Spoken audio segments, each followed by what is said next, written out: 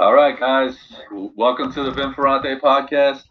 I'm really excited about today. I got my childhood friend and very successful operating property manager in Houston, Texas, Pete Neubig. What's going on, Pete? What's up, Vin? I'm proud to be the first person on What Would Vinny Do? Thank you, thank you. So, great to have you, and I appreciate it. So, a little bit about Pete for our audience. He's been in real estate since 2001.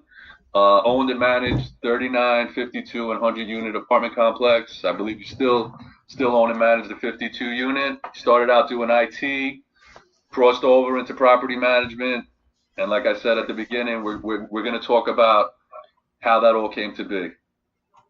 How does that sound, Pete? Sounds like a plan, Vin.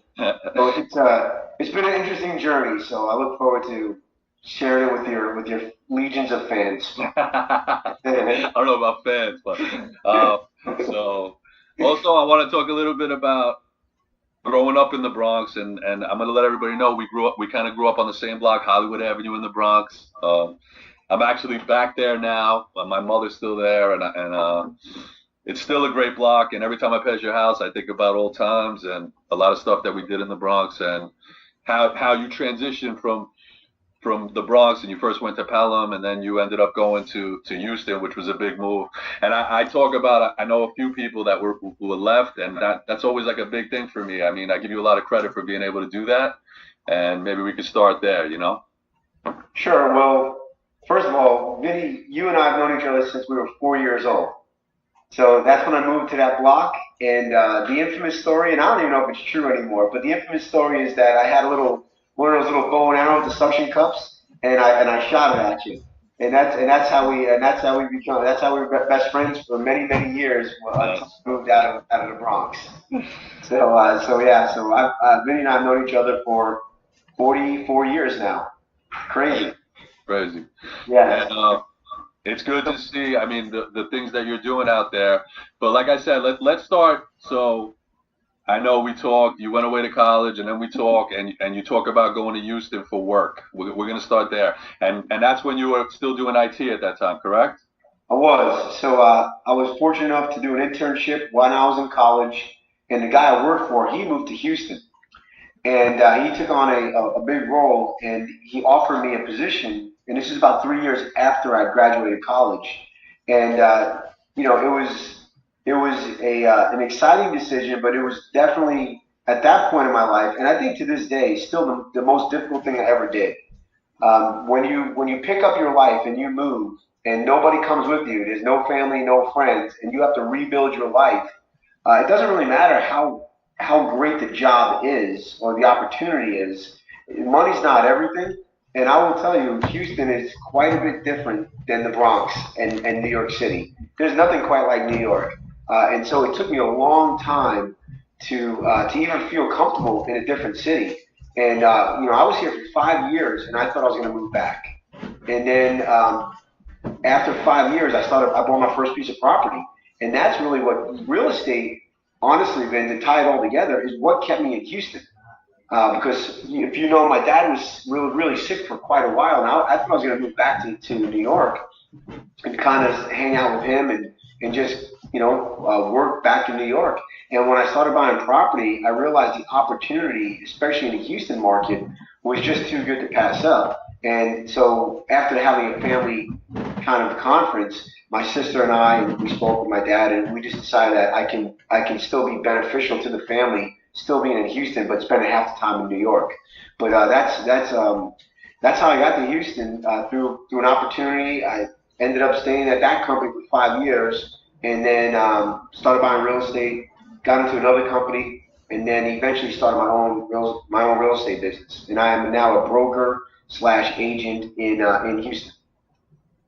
Great, amazing. Yeah, I remember when you first said you were moving, and I couldn't even wrap my head on that, like you said, to just go by yourself to Houston and leave everything behind. And that's I got to give you a lot of credit. I don't know if I could have did that. I assumed that I was going to go for a year and come back home. Like that's what I thought. I come in, I build my resume, and I move back home. But 1 year is not enough time. I felt wasn't enough time, and I was still building my resume.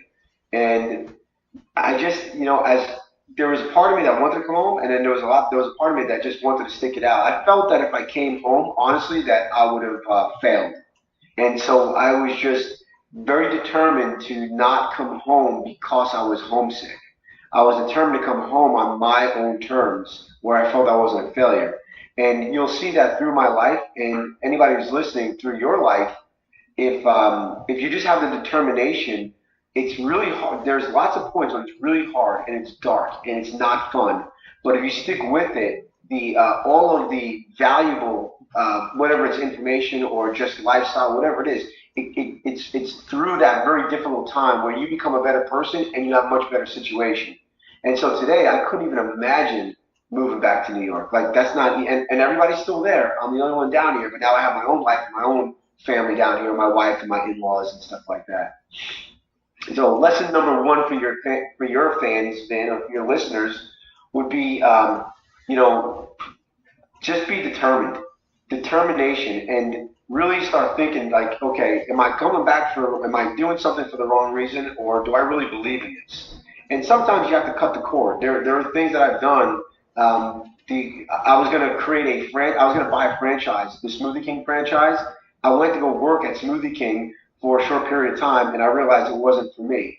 So that I decided on my own terms. Okay, that wasn't a failure. That was a learning. I'm learning this. But when I moved to Houston, I felt that I need to really give it the right amount of time. And I was ready to move back to New York, and then I found real estate, fell in love with real estate. And so I would like to say it was my wife, but I met my wife a few years after.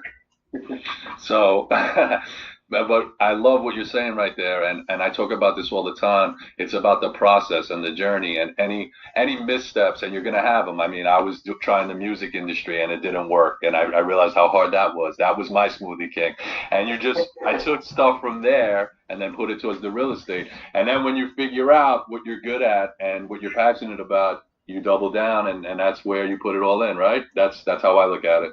Yeah, no matter what you do in life, whether you move forward or not, if you learned from that part of your journey and that learning experience, and you can then apply that to another piece of your life or to the next opportunity that you have, then it wasn't a failure at all. That's it.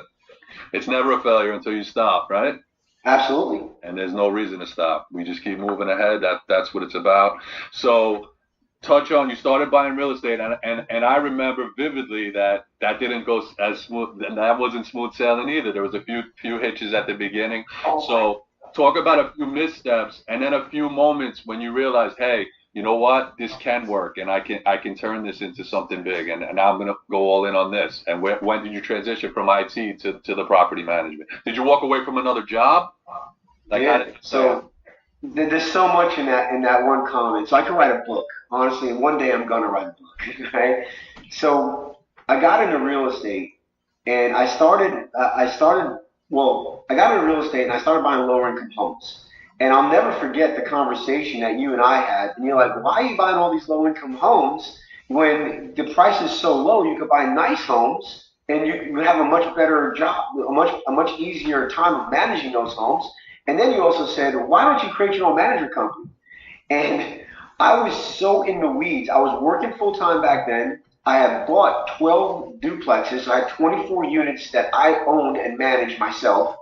I owned a 100-unit apartment complex as a passive investor, but part of that was my deal was I'll invest money with this guy, but I want to learn the business. So I was working for him part time, and I was buying the 52-unit apartment complex. So I had a lot going on, and I'll just, lesson number two for the day: when you're in chaos mode and your life is in chaos mode, you cannot make money. So just think about that. When you are, you don't have structure to your day, and you don't exactly know what you're trying to accomplish every day, you don't make any money. And my life was in complete chaos mode. I was working, and I was making a six-figure salary, which down here in Houston is pretty good, especially 15, 20 years ago. But that money was literally supporting my, I call it my habit, right? My habit of buying properties, because my properties were hemorrhaging money.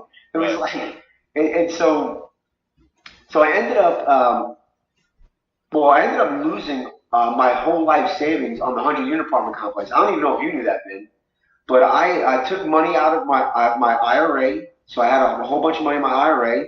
You can do what's called a self-directed IRA, and you can invest in a business or in real estate with a self-directed IRA.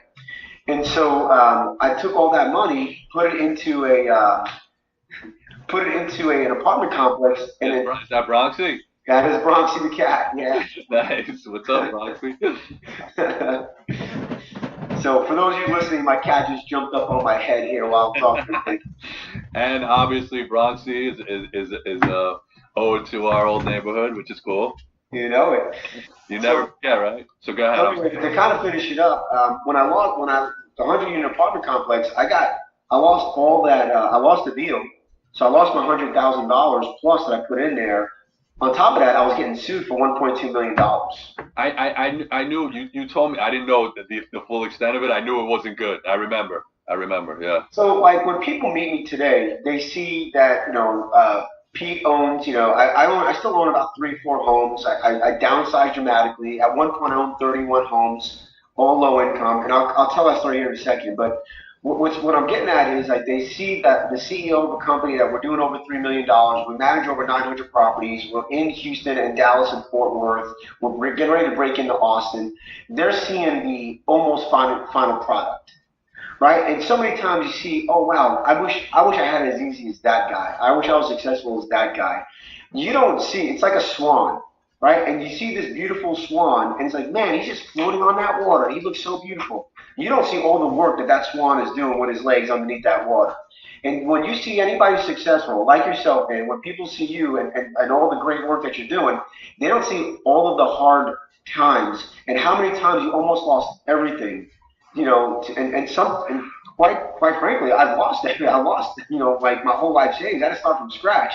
And so, but I mean, there are times when I was literally working 80 hours a week, weekends. Like all my buddies would be at the bar drinking. I'm doing a trash out on a house, right? Or I'm going to look at property, or I'm dealing with tenant issues. I mean, it was years of this, and so the next lesson is don't run your life in chaos. Be very purposeful of what you're doing, and then start leveraging other people.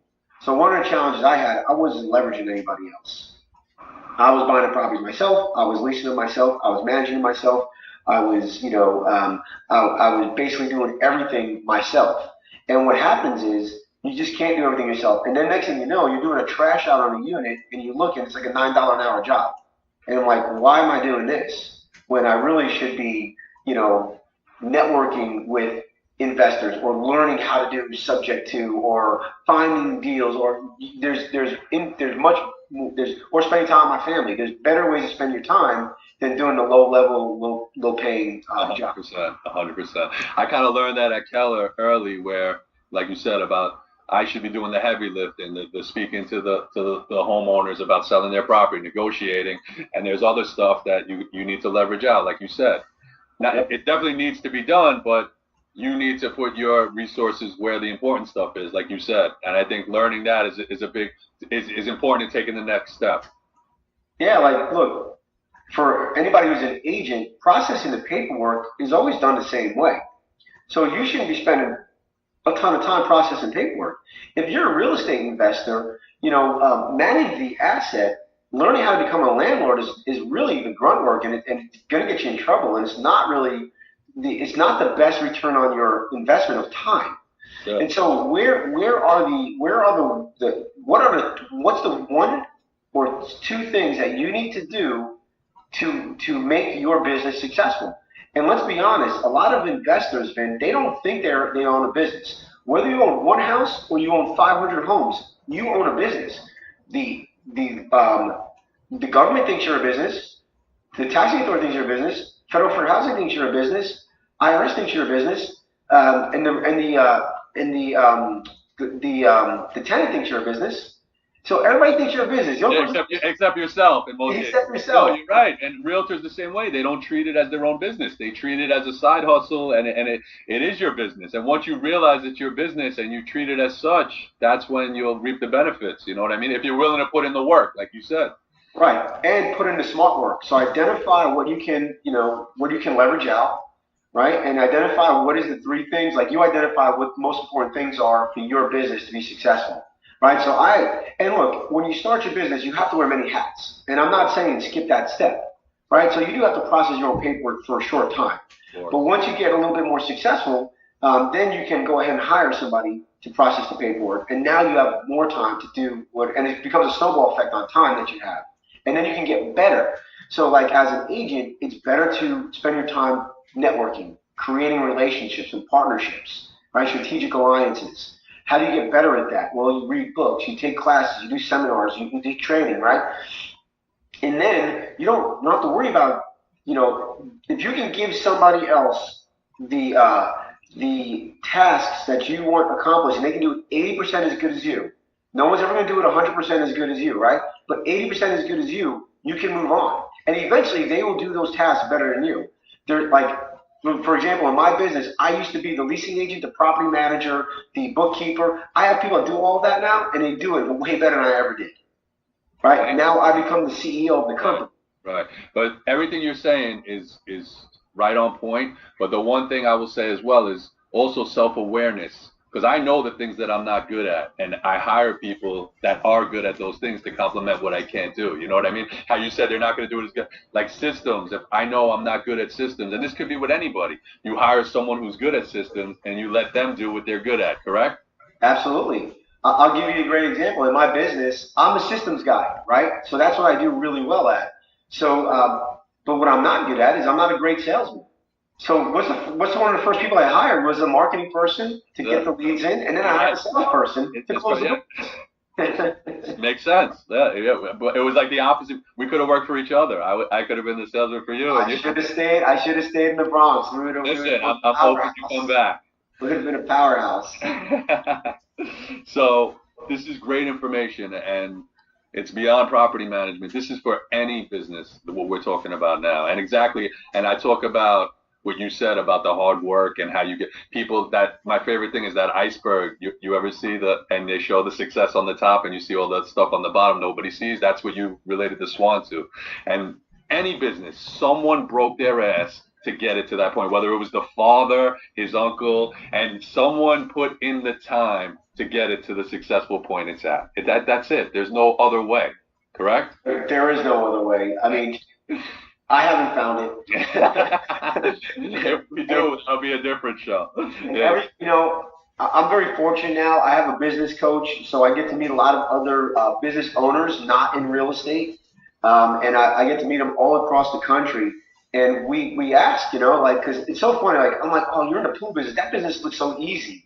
And no, it's like it's not. There's no one business easier than another business, and everybody has put in the time Yep. to generate it from a garage based business to now they have a building that they may even own instead of rent out, and then they have I've met people that are that are entrepreneurs and they do it themselves versus people who have 50, 60, 100 employees, but they all started the same, all put in the time, but they were smart. And what I mean by that is there's a book that I would recommend your readers, your listeners read. It's called The E Myth Revisited by Michael Gerber. And what the book talks about is, when you start your business, you can't just do the things you're good at, right? You have to become the CEO of your business, and you're the only person right now. But you have to be good at sales, marketing, HR, systems, and finance, right? So there's a five pillars of a business. And so what happens with most people is they're good at systems, so all they do is systems, and they don't do the other things. And so to get out of that, you have to grow your business, and you have to get competent at the other things for a while, and then you can hire somebody who's better than you at those things. But if you don't know what it is to grow your business, you're going to be mired in mediocrity, and all you're going to do is just kind of run around in circles. And the reason why 80% of all businesses fail in the first 5 years is because those 80% of people never get out of doing everything themselves and what I call chaos movement. And so eventually they get burnt out. If you're an agent, how many agents, Vin, that you have up there that they have their license for a year, maybe two, and then they're gone, Of right? course. Yeah, In yeah. Houston, they say every 5 years about 60% of agents are like, we have 25,000 agents. 60% of those will be out of business in 5 years. But I think maybe even 80. the ones that are in business, don't they say like 20% makes 80% of the money, the 80-20 rule, right? Even the so Absolutely. business is a strong word, right? They're doing a couple of transactions a year, maybe, right? Absolutely, absolutely. So if you don't take it like a business and then run it like a business and do the things that it takes to grow the business, then you're going to eventually get burnt out. If you're an investor and you're doing all of the things that you think need to be done, but they're not the right things, what will happen is you'll get one, you won't buy good deals. Two, you'll miss opportunities because you're too busy, and three, you'll get burnt out and you'll say this real estate thing doesn't work. And I've had many investors I sit down with and I talk to them, and they're like, "Yeah, real estate doesn't work for me, or it doesn't work." I'm like, "Well, why?" Well, because they try to self-manage, or they bought the wrong house, or what I mean by buy the wrong house, like kind of like what I did, right? I bought 31 of them. I bought 31 bad houses, right? That's what I was gonna say. You would think it didn't work for you, but that wasn't the case. You realized you just didn't do it properly at the beginning, right? And now you learned how to do it to make it work. Shift in strategy. This is what not to do in real estate, right? Absolutely. So, Like I said, I can write a book on what not to do in real estate. what do you think is the hardest part of your job right now, as far as, or maybe when you first started, like someone wanting to be a property manager, what would you recommend to them when they're first starting out? Some things to look out for, or maybe some things like you said at the beginning. What were some of your challenges, and what are some of your challenges now as you've gotten bigger? Well, the challenges you have today are completely different than what you have when you start off. I'll say that they become bigger, not as many, but they become much bigger. Like the type of Let me latte, tell you that how type of latte you're gonna get at Starbucks now. That's your big problem now that you're bigger. You got to worry about that. Well, first let me tell you, like, I got into property management. I never got into it to actually own a property management company. My dream, and again, this just shows you how the shifting, changing your strategy changes. My dream is I had a business partner and we were going to buy 500 properties. And the property management company was built to manage those 500 properties. And that came from my CPA. He said, you need to create another LLC, you need to create another entity, and you need to have a property manager. They run their own set of books. And I literally was on that path. And when you buy the wrong properties and you cannot manage them, they're unmanageable because of the clientele that you're catering to. When you buy more properties, so the problems don't just go percentage wise; they become exponential. And so when I built the management, I built it to manage my own properties.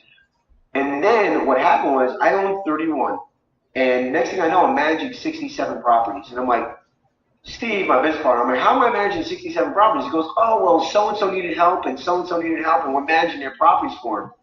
And in about a year we were doing this, I realized the management company made money, and my crappy houses were losing money. So I had to take a contribution, I had to take a distribution out of the management company and make a contribution into the properties, and then the light bulb went off. And I said, wait a second, I'm making money here. I'm not making money in these houses.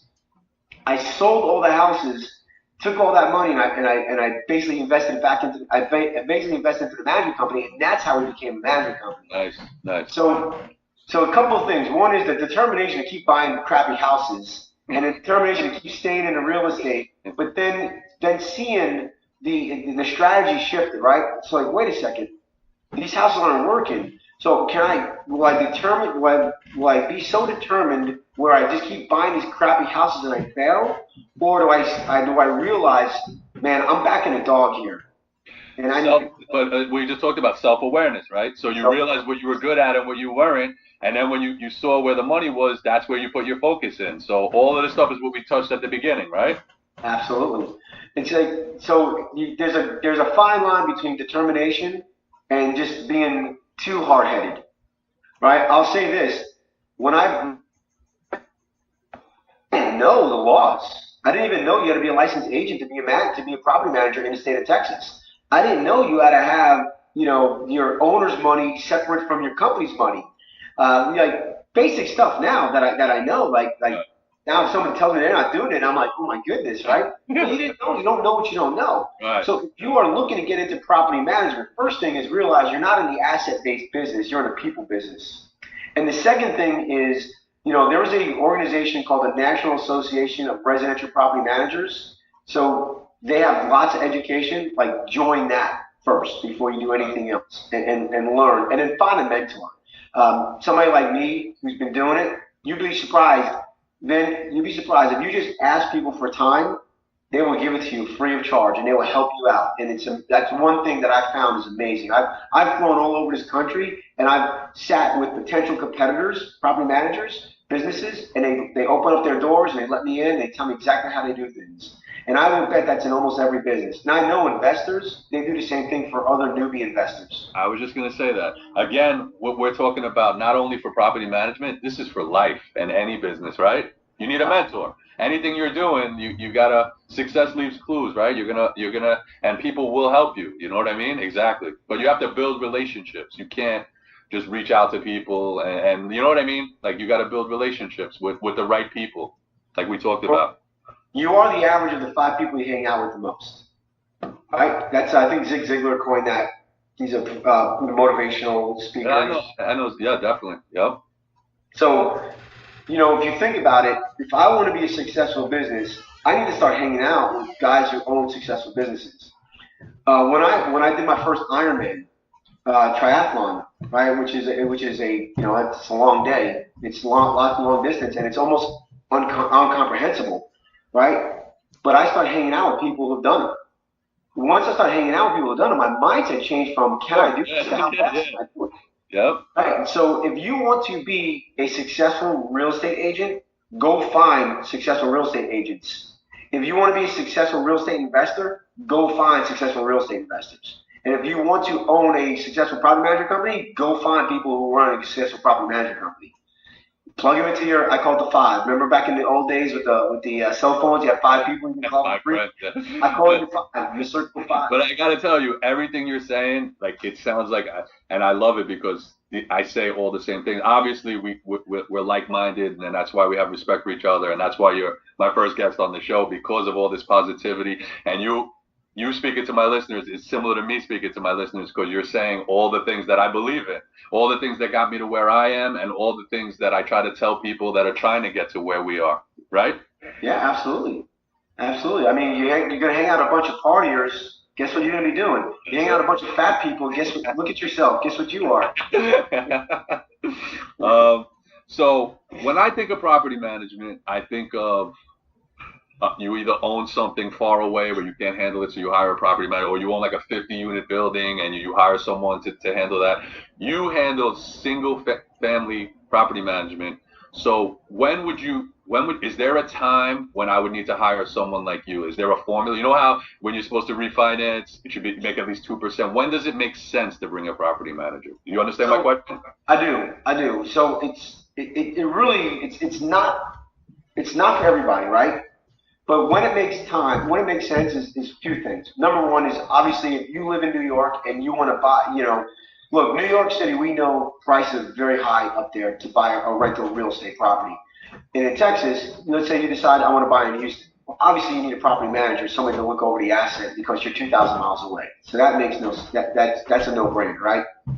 But what most people don't realize is even if you live in the neighborhood or you live in the same you live in the same city, it's like what is your time worth? And so if you don't value your time, you don't need a property manager. If you value your time, then you should get a property manager. So our clients, we have about 50% of our clients live outside the city of Houston, and 50% live inside the city of Houston. But the clients that we have, they're basically people with a lot of they're white collar workers that are working a lot of hours. So they're engineers, they're doctors, things like that. They have lots of cash flow. They don't know what to do with the money. They don't have a lot of time to learn about investing or to learn about how to be a landlord. And they want to spend time with their wife and kids and their friends, and they want to do other things. And so that makes perfect sense. If you're a guy who's going to, like, let's say you buy a 4 unit and you're going to live in one of the units, you don't need a property manager. You can be on site. If you live next door and you don't care that the tenants know you, a lot of our owners don't want the tenants to know them. We're the shim stock between the owner and the tenant. A lot of people do that with me they use me as the property manager, even though I'm the realtor. Like they kind of get over that way. You know what I mean?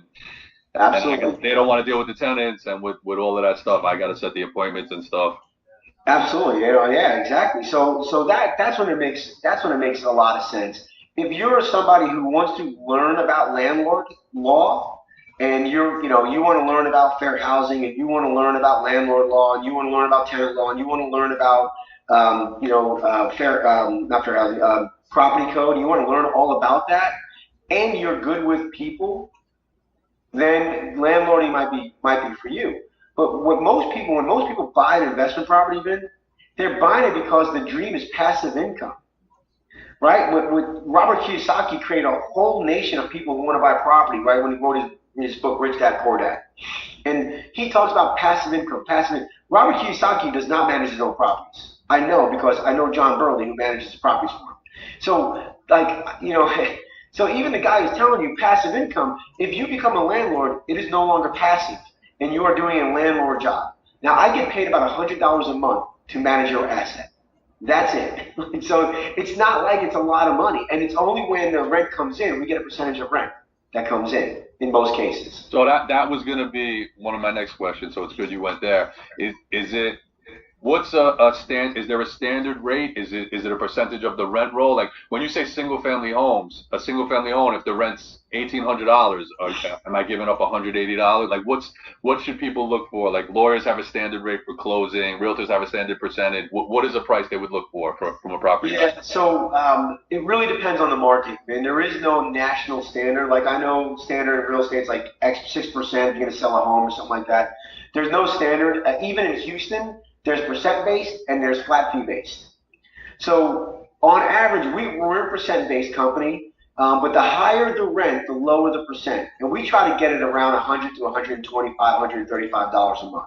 That's kind of what. So you should expect to pay about that.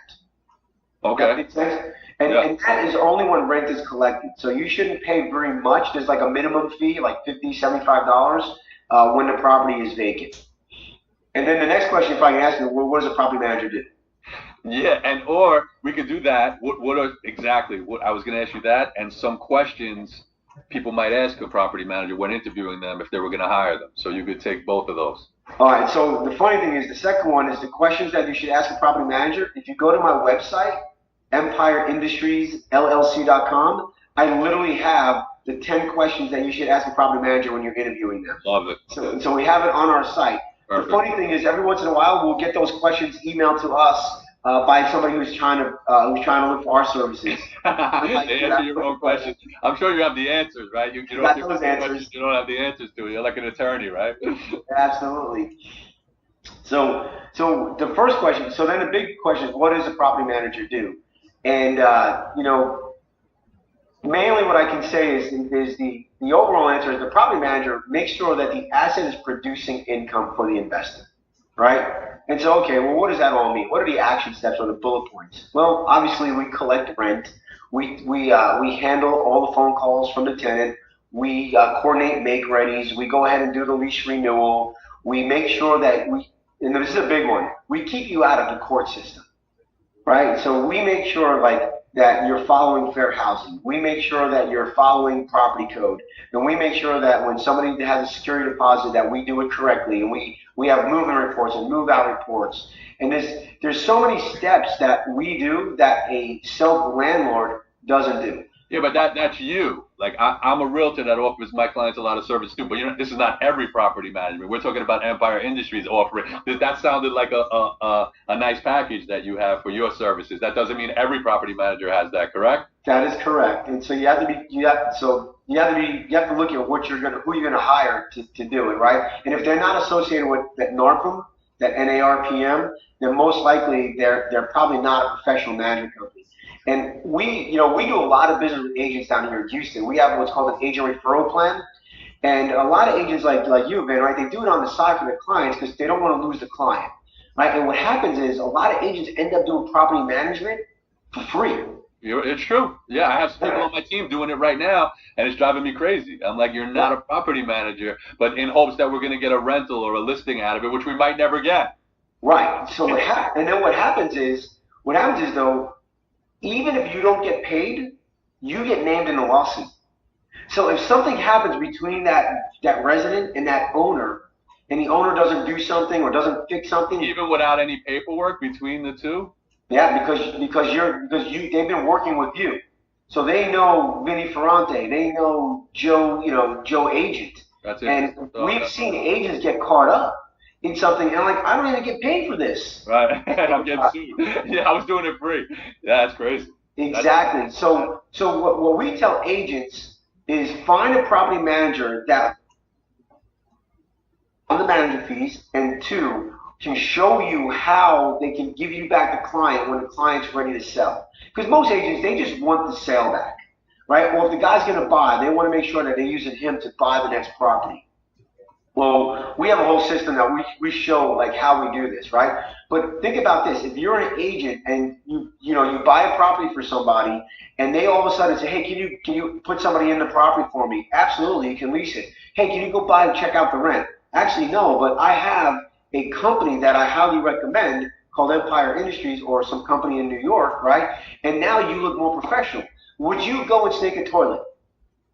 No, you would not snake a toilet, but would you tell in the plumber that you know to snake a toilet? yes. Right? So think about it that way. As an agent, you don't want to go and collect rent or go by and see if they cut the yard or go send a 3-day notice. You don't want any part of that. But what you do want to say is, you know what, Mr. Owner, that's great. I have this company, and you make sure that you have a company that will give you back that client.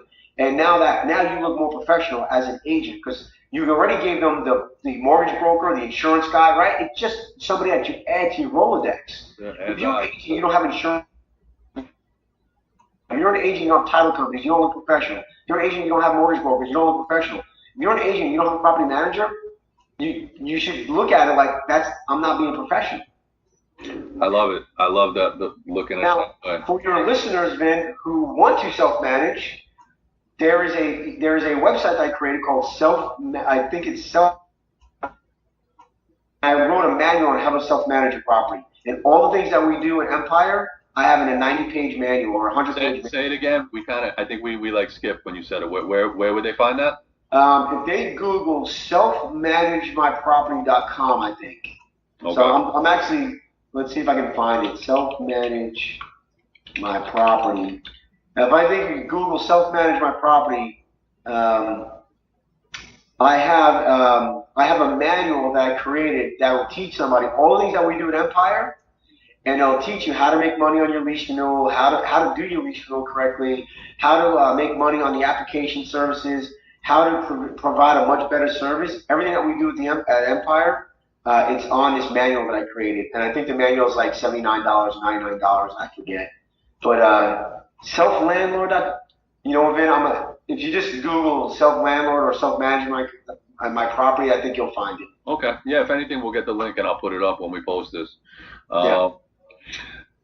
As far as investors that are listening, do you see any opportunities for New York money to go to Houston and maybe let Empire manage it after we set them up with something like that, or we're not in that phase really? Oh no, absolutely, man. I mean, at Empire, we actually have connections in Seattle and California and things like that where we go and present, and we actually have a lot of people interested because your cap rates in New York and on the coastlines they're so minuscule, right? Like it's hard to get return on that investment. So we have a lot of money coming in. So there is something for sure. If you maybe we can create something where we get some of your investors, they look at some property in Houston. But to give you an idea, the average rental property in Houston is about $150,000 to $200,000. And these are those single-family homes you're talking about. Single-family homes in the suburbs. They're going to get a small appreciation rate. Typically, on average, is about 3% per year on average over, I think, 10 or 15 years. They're not going to double like they do on the coastlines every 7 to 10 years in value, but they're going to give you cash flow. They're going to be in good school districts. They're just going to be cash flow properties. And this is gonna be with you being with someone like yourself managing it, where they're not. So what we said before, it's gonna be passive income, correct? Correct. Which is a value right there, right? Alone, just that they don't have to do anything. Absolutely. I mean, like you have a money guy, right? Mike. you have somebody over at one of those big money funds, right? Mutual fund guys, whatever. It's the same concept, right? But the nice thing about this is you can literally fly down and see your asset. I don't Right. know if you can, if you own stocks in IBM, I guess you can go up there to Armonk and like knock on the door and kind of look at it. You have any hot areas at the moment? Like you talked about Seattle, you talk about Houston. Is there a spot where people are really putting their money and it seems like a good buy at the moment?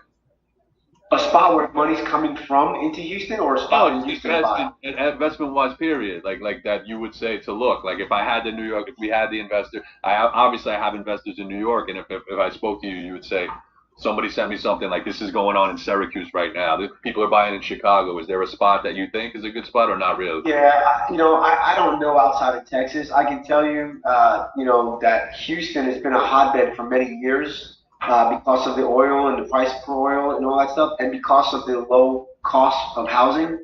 Dallas is a little bit higher, and there's a lot of business coming into Dallas right now. So Dallas is a hotter bed than Houston is right now. But there are tons of deals in Houston that cash flow, 300-400 bucks a month in cash flow that you can find a little bit of equity in, and the property will appreciate. They're not as plentiful as they were in 5-6 years ago, but they're I mean every day we find deals. So do you think your business model could work in the Bronx? You know how we talked about the difference? Do you think what you're doing in Empire, can you bring it here and make it sustainable and successful? Or is it working because you're in Houston? That's a good question, Ben. And I mean, I know property managers all across the country, but I know there's very few of them in the Northeast. So I don't know if they're just not part of the National Association, or if property management in the Northeast is a little bit tougher. So I don't know the answer, but I would have to assume that when you're in New York City, and there's a lot more legal ramifications, if you will, a lot Yeah, of more right. red tape. It's a more tenant-friendly state. Like Yeah, if you need to evict someone, it's a 6 month process, which could put a strain on the property manager. Correct? You're not going through that there, right? absolutely. I do know this. There's a lot of property management companies in California, and I think California and New York are similar in that they're both tenant-friendly states. So I think it could work. I just hadn't, looked at it to build that model. I think in New York, I mean, and again, I'm not an expert on this. I think it works on a higher scale. I don't think it works with single-family homes the way it does in Houston. If you had my opinion, I don't know if it can, or the way I see it working. Most management companies that I deal with like big buildings and stuff like that, 50 unit, and you know what I mean. That's where I see it really coming into play in New York. And that makes sense. I can tell you the average client for Empire only owns 2.3 houses. So it's not like we only have, we're managing, 1,000 properties for 5 guys. I'm managing 1,000 properties for 500 guys. That's a great. I was going to ask you that question. So, what does your portfolio look like? Is it one guy owns 50 single families, or it's a couple of guys own two? Like, so you can deal with like you have some people in your portfolio they own one house, and you're managing it from like what we just talked about. Absolutely. So you have the investor that's seasoned and he owns a bunch of houses. So I have one guy right now. He just gave us 100 homes. I got 53, and I'm getting another 47 here in the next few months. So I have one guy with a bunch of homes. But then I have guys who are investors, but they only own 1 to 5 homes. And then I have the what we call the reluctant landlord. It's somebody who is moving overseas, or got divorced or whatever, and they can't sell their property, or they're going to move back into the property, but years later, maybe 2, 3 years down the road, they're not investors, so to speak, but they don't want to sell their home right now. So then we lease the property for them, and then we manage it for them, and then they move back. And I just had literally 5 clients move back into their home last month. So we run the gambit. What is it? A year contract? Is it a time limit? Typically it is, but for us, we do a year contract, but we have this love us or leave us guarantee. If you don't like us, you get out. It's a 30-day notice. Nice. That's it. I'm the same way, man. Contract. I'm not holding anybody hostage. You got to want to work with me, and we got to all be on the same page. If you're not happy, I'm not happy. I find it comical when you get a client that sends you like that, blasts you on Yelp, and then you fire him and he doesn't want to be fired. I'm like, Well, what the hell did you blast me on Yelp for? That's hysterical. Yeah, I could see that definitely. Um, so where do you see Empire as a whole in 5 years, and yourself in 5 years? You're gonna retire, come back home to Hollywood Avenue? What are you gonna do? So our plan is in 5 years that we're managing 20,000 doors in the great state of Texas. So we believe there's enough business in Texas that, like I said, we're moving to Dallas and Fort Worth, moving to Austin. We're going to move to Corpus Christi, San Antonio, and we're just going to grow our business in Texas. And then once I get to 20,000 doors, I will sell. That'll give us about $100 million valuation, and I'll come and I'll buy the house next door to you. We'll play wiffle ball like we used to. I love it. That's a great ending. So I appreciate you coming on. I don't know if I told you this on my show.